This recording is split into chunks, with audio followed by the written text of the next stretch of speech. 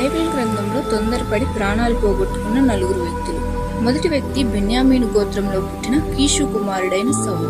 ఇశ్రాయేలు ప్రజలను పరిపాలించడానికి దేవుని చేత ఏర్పరచబడినప్పటికీ దేవునికి వ్యతిరేకమైన కార్యాలు చేయడం వల్ల దేవుడు సౌలును విసర్జిస్తాడు.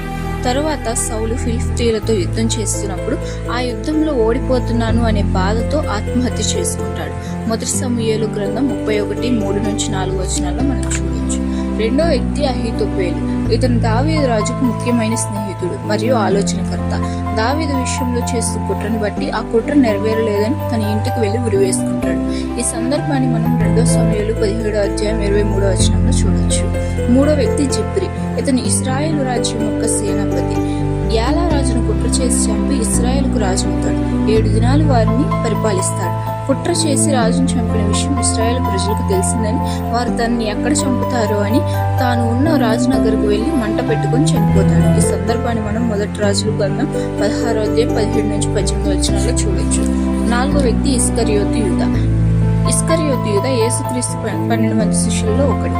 యూదా యేసుక్రీస్తును అప్పగించడానికి ప్రధాన యాజకులతో చేతులు కలుపుతాడు. ఆ తర్వాత పాపం చేశాను అనే అపరాధ భావంతో ఉరిపెట్టుకుని చనిపోతాడు. మత్తయి సువార్త 27:5 మనం చూడొచ్చు.